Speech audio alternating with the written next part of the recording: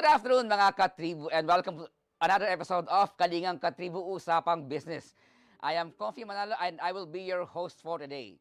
And today we will be talking about blockchain because blockchain has been getting a lot of traction in the Philippines. Not only the Philippines, of course, but also in the ASEAN region. In fact, during the recently concluded Philippine Blockchain Week, there were lots of discussions among the panelists there that the Philippines will be the next hub of blockchain in the ASEAN region. So to know more about that perception, if the Philippines really is ready to be the blockchain center of the ASEAN region, we will be having Mr. Frederick Fung, the head of adoption of TZ Apac. So thank you very much, Mr. Frederick Fung, and thank you very much for allotting your time for us today for this interview.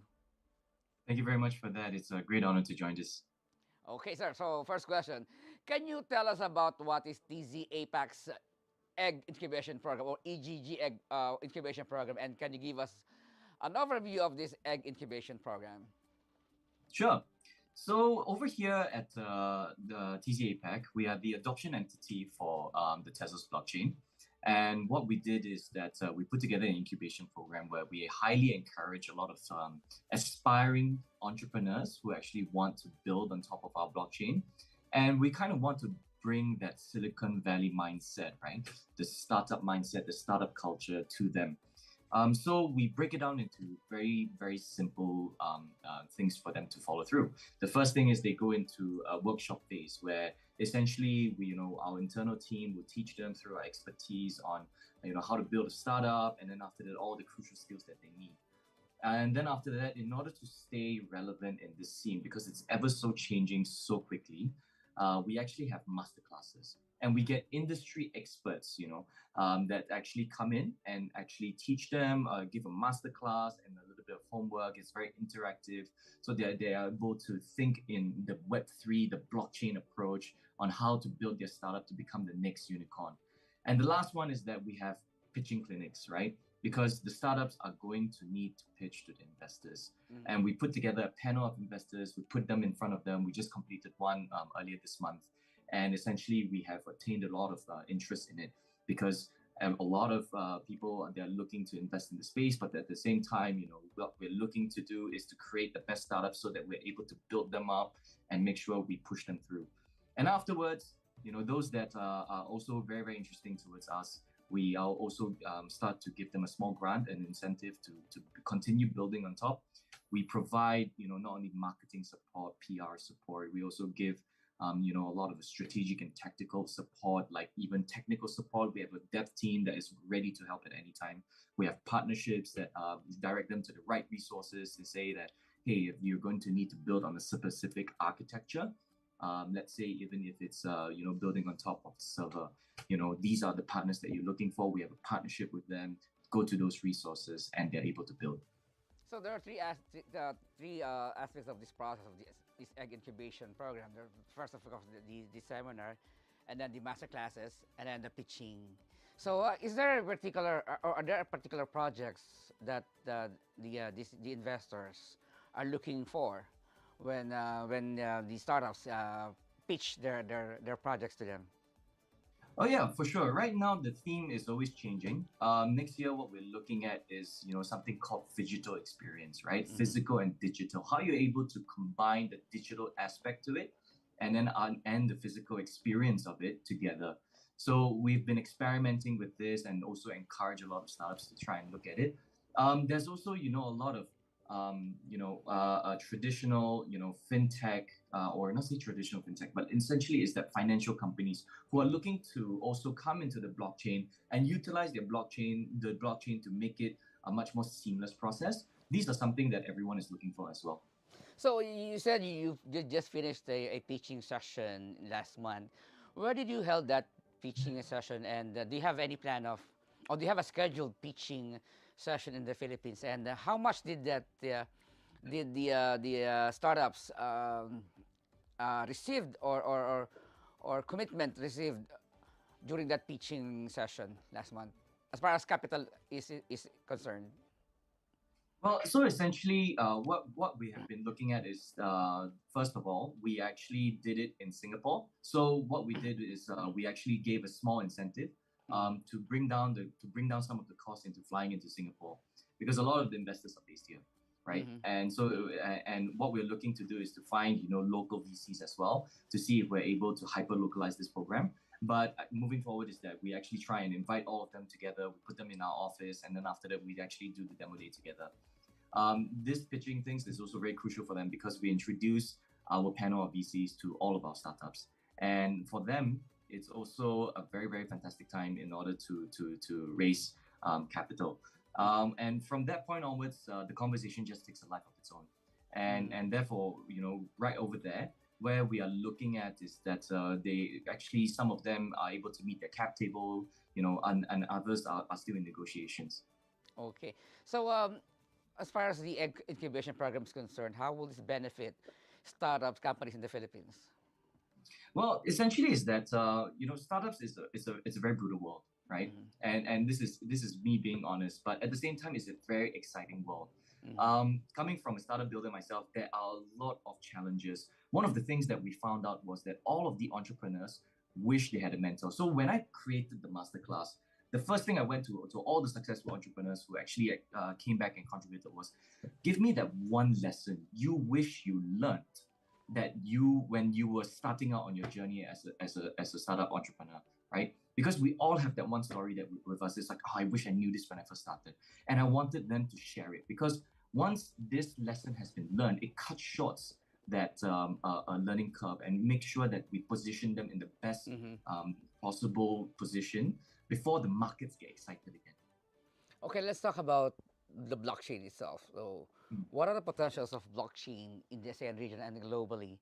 And can you give us use cases of blockchain that are relevant to the Philippines and the ASEAN region?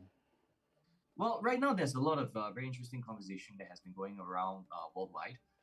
For us, because we're Tezos, we're actually energy efficient. We have a large artist network, entrepreneur, a lot of brands that we are working together with very closely with, in order to bring that digital aspect into them.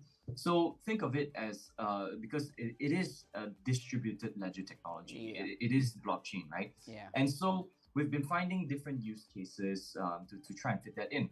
Blockchain ticketing is a very, very big thing right now. It's something that we've been also expanding into. Memberships as well. So we've been talking to, and experimenting with this, is that there are certain private member clubs, and these private member clubs, they sell memberships, but at the same time, memberships are transferable. So why not be transferable on the blockchain as well? So all of these things are recorded onto the ledger. They're transparent. Everybody knows exactly where everything is. Yeah, I think one of the best use cases of blockchain in the Philippines are, of course, governance. Yes. I can suggest the election, the conduct of the election, Yeah. the record keeping of assets or properties, things like that. And of course, Yeah. NFT is a big thing right now. So, and it's kind of the similar with what you're proposing, the membership. And I think some of the NFT projects right now are focusing on exclusive participation or exclusive parties, or like this is for the elite people or the select Yes. people.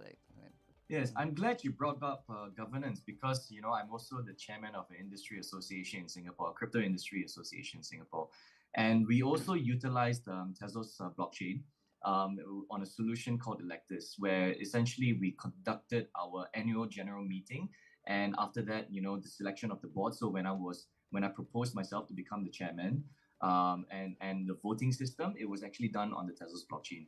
Hmm. So during the recent Philippine Blockchain Week, I think it happened in November, and then there were lots of discussions during that blockchain week that the Philippines is going to be the next hub of blockchain. So, what is the future? In your perspective, what is the future of blockchain in the Philippines and in the region? And why do you consider the Philippines as an important market for TZ APAC? Yeah, so essentially what we've evaluated over the past couple of months was that it's going to become a very much growing sector, especially in the Philippines. It has already been known to become a very big fintech hub as well. And that's why we've been also sending our resources over to the Philippines to, and we have a very good partnership with Draper Startup House, especially in Philippines. But at the same time, it comes at a very long game for us, right? We are committed to start from education, because while some people might know what blockchain is, not everybody knows how to build on top of it. And that's why, during the last month one, we also launched workshops in order to spread the word out there, to make sure that everyone's aware on how to build, where the resources are.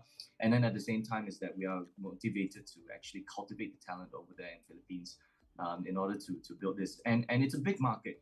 I think Philippines has a very big market and a very huge potential for us to expand our presence into.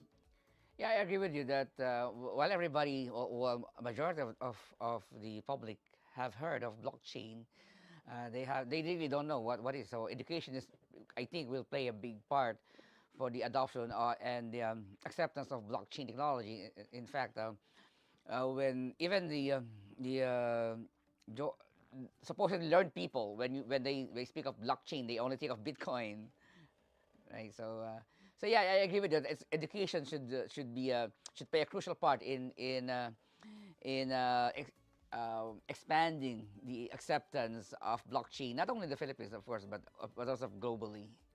Yeah, yeah, and even after education, right? What we did is that we also launched regional hackathons.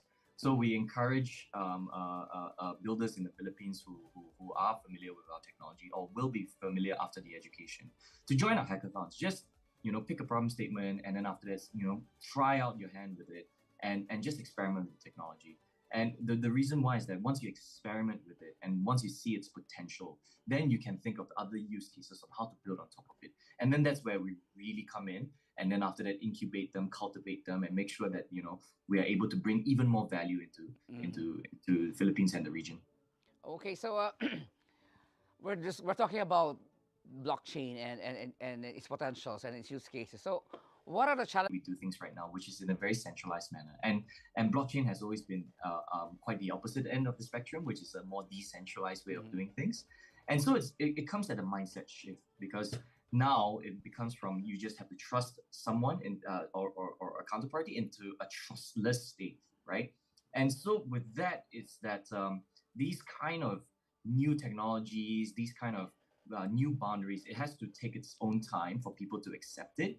And then after that, that's when once they start understanding it and stop being afraid of it, then after that we are able to go into mass adoption. So one of the things we did in Singapore FinTech Festival was that we said, hey, why don't we just introduce you to a proof of attendance mechanism, right? Mm-hmm. And what does this mean? We give you an NFT because you attended an event, and because of the NFT, you get a utility of one free coffee.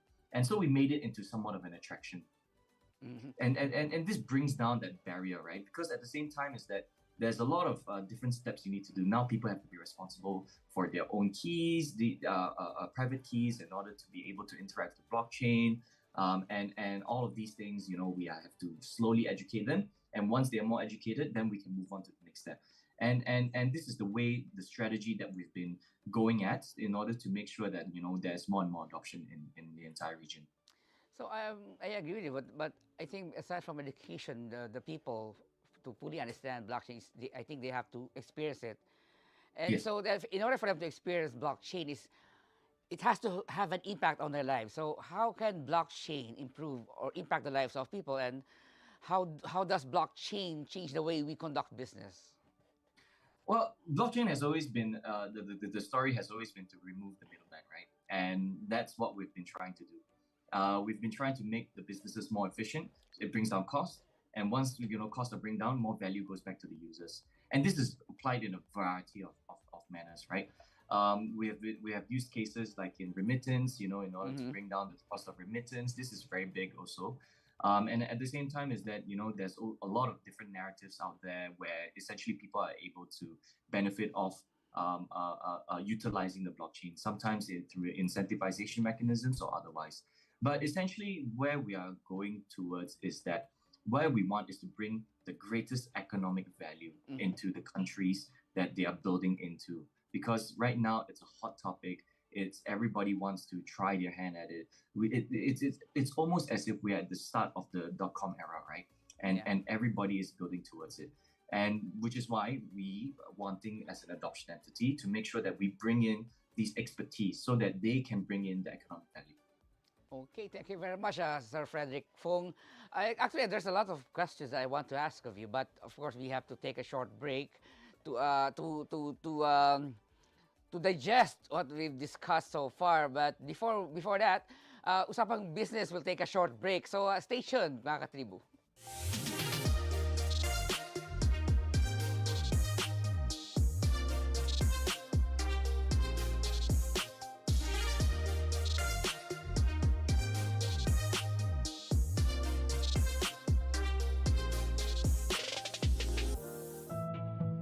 Welcome ka dito sa SM.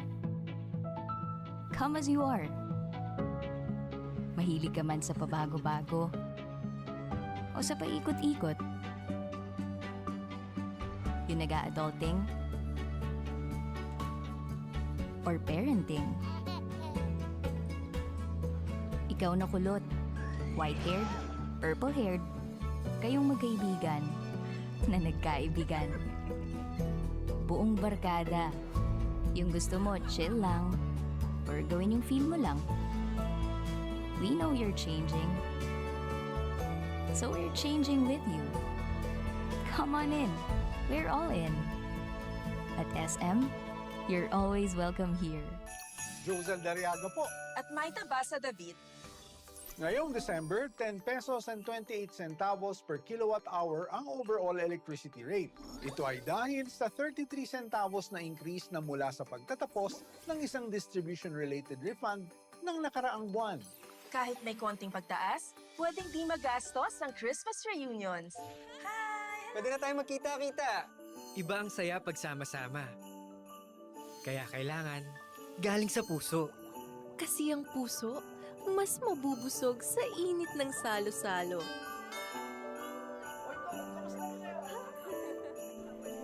Pero kahit simple lang, basta safe. At masigla ang lahat. Siguradong masaya ang Pasko. Maliwanag na Pasko't bagong taon po sa lahat. Mula sa Meralco at Department of Energy.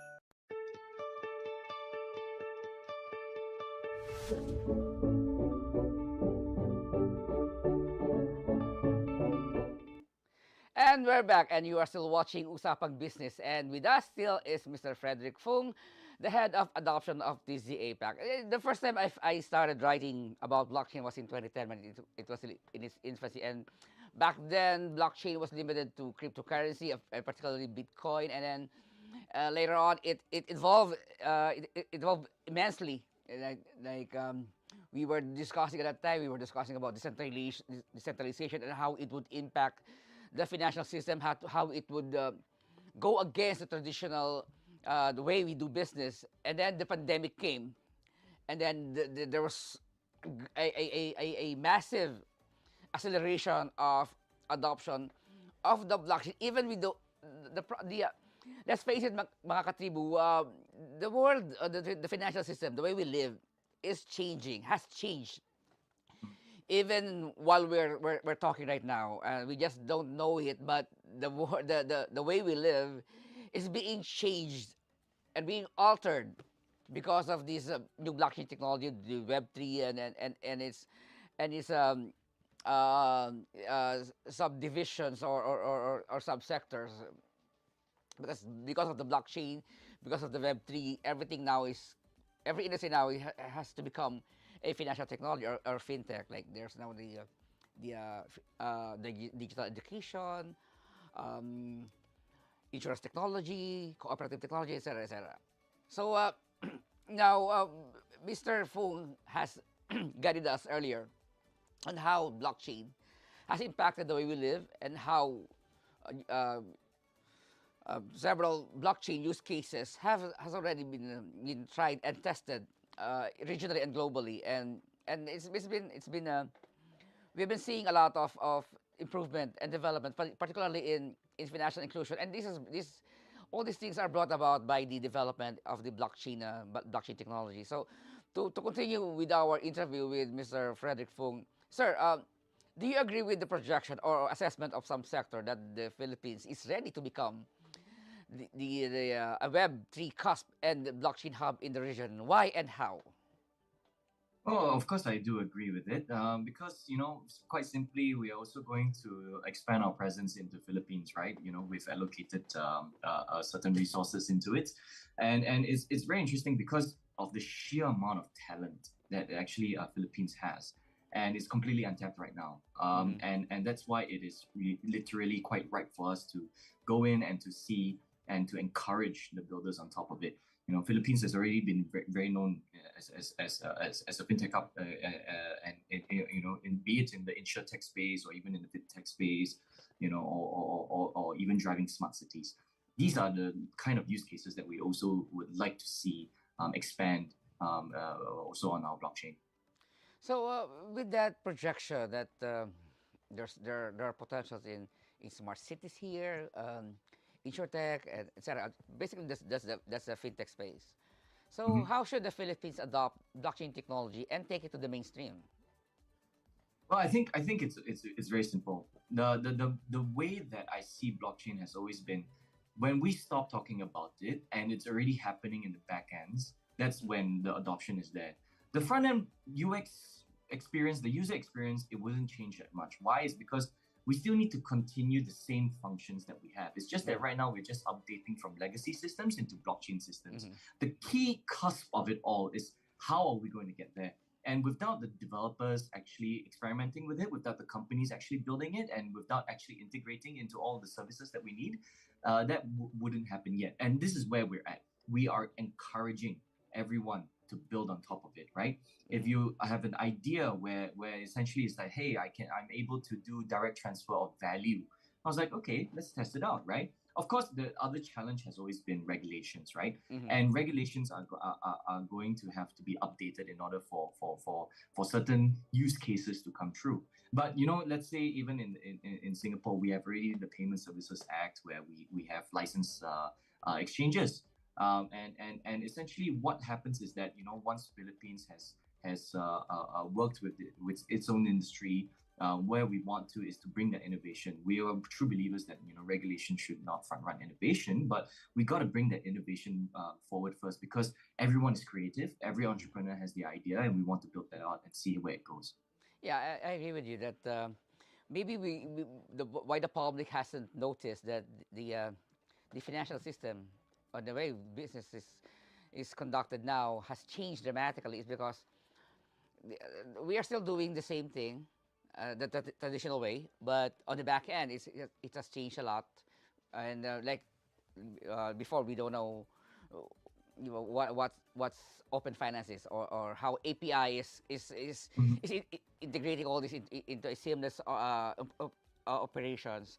So I agree with you that while blockchain technology has offered a lot of potentials and has changed the way we conduct business, the public isn't aware of it because most of the changes or the improvement or the innovations are happening on the back end. So and I'm glad that you agree with the projection that the Philippines has a potential to become a blockchain hub in the region. So what potential does, if I may ask again, you have already answered this earlier, but I just want you to expound on it more. So what potential does the Philippines has or offering to become the future of blockchain and in the Southeast Asia region?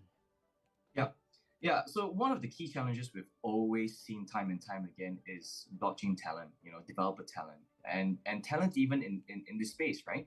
And what I do admire about the Philippine economy has always been that they're very fast learners, right? They're always willing to pick up new things. And where we've seen is that, because when we conducted a workshop, we had so much high participation, what we try and do is really cultivate this talent. And this talent can not only, and because you see our nature, our industry is highly decentralized. And because of, thanks to COVID, right? Remote work is entirely possible right now. And so, where our sector has always been is that we've been always massively hiring talent all over the world, right? So long as we find that it's a good culture fit, a good skill set fit, we will definitely explore all of that. And this is where I think, Philippines has an immense contribution to our industry. Just the sheer amount of talent alone that is willing to learn and it's willing to expand. I think that is a very, very good indicator already. Yeah, another areas of innovation that blockchain is offering is, of course, the metaverse. There's been a lot of discussion. There's been a lot of noise about metaverse, about being the future. So, my question is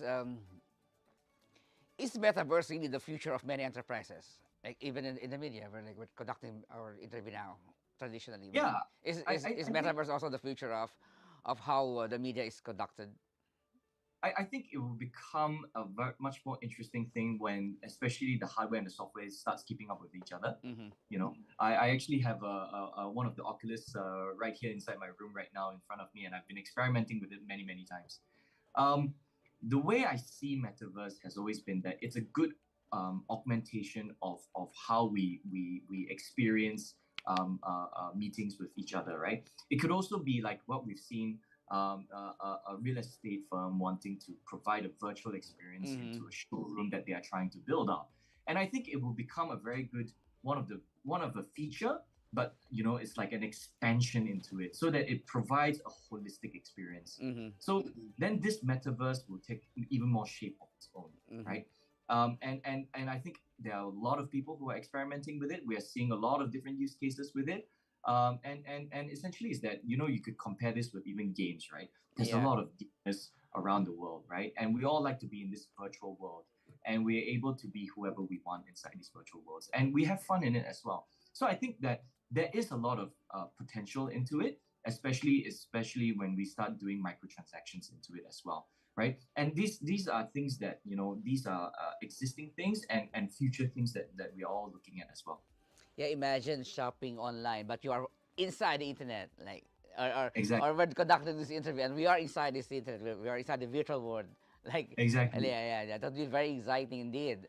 And so, what do you think are the pain points in adopting this metaverse, or this future, or the blockchain technology as a whole in the region, in the ASEAN region, and globally, of course? Yeah, so we've been tackling away at this problem for quite a while now, and where we've identified really is that I spoke a lot about education at first, right? But it's also because people are unaware, and also some of them are afraid of it, right? And we try to take away this factor where they're afraid of this technology, or because it's unknown to them, and so we try and make it known. It's not only through education; it's through experiences, right? That's why we also have live minting NFT experiences at art festivals, right? So we try and spread this experience by making them not being afraid of it. It's like, try it out. It comes at no harm to you, but try it out. And that's where we see is like, with the experience that I mentioned just now, claim an NFT, get a free cup of coffee, right? So these kind of things start making them think, be like, hey, maybe now that I can do something with this. It's not as scary as I thought. And once we reduce all of these barriers, once we reduce all of this friction, then we can see a higher rate of adoption. Yeah, okay. Of course, one of the key issues with this technology is, of course, regulation. So that's always been the case, in anywhere, in any region. So what do you think are the government interventions that are needed to accelerate the adoption of blockchain technology, the metaverse, the Web3, etc., etc.? Yeah, so essentially, the regulators has always been concerned about AML, anti-money laundering, and counter-financing of terrorism, policies. I think those should still be kept and upheld to be true. I think that there are a lot of good players in this industry, and they are also all willing to, some of them are willing to be regulated, and they should be. But at the same time, is that we do need government support to come into this sector. What do I mean by this is that what we've liked is, as an adoption entity, yes, we do give out grants, but at the same time, it would be nice, when the government also gives out, certain incentives to actually bring down the cost of becoming a startup, and to, accelerate the startup ecosystem, right? Because all of these things played holistically as a whole, together working in harmony, that's when we start seeing a lot of adoption, a lot of products coming out, right? What we've been looking for is use cases And then what we want is encouragement of the utilization of these use cases. Now, the regulations that needs to be focused on is, making sure that it's not abused in any bad manner. It's also making sure that, all of these new innovations will not harm the retail community as well. Okay, thank you very much, Mr. Frederick Fung. Do you have any? Now, I will give you the floor for your final words to our viewers and readers. Yeah, hey, thank you very much for having me on. And I'm very excited that I had this opportunity to speak to everybody. We're going to really double down on our presence in Philippines, and especially with Draper Startup House in Philippines, where we hold multiple workshops. Please come down to it, check us out. And making sure that, if you have any, pain points, any worries, do attend all of those things, and making sure that, you feel comfortable with it, because that's what the experience we're trying to bring in. TZ Apac, where we are an adoption entity, we're here to make sure that everybody are making sure that they are all brought up in a manner where we can build together and bring a lot of economic value everywhere.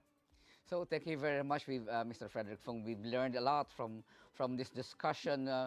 We've learned that for the blockchain technology to reach mass adoption is, of course, the public has to experience the technology and to adopt it. And of course, for the government and the regulators to ensure that the technology is not abused by bad actors, and at the same time provide support so that the cost of the startup in the usage of this technology should be lowered down, so that with the public and the country, the entire society will have the full benefit of what the technology can offer. So again, Mr. Frederick Fung, thank you very much for your time, and hope to see you around. Hope to see when you return to the Philippines, and we look forward to your expansion and your promise to double down your presence in the Philippines. Thank you very much for this opportunity, and definitely I'll basically find you guys when I'm over there. And again, thank you very much, mga Katribu, for tuning in.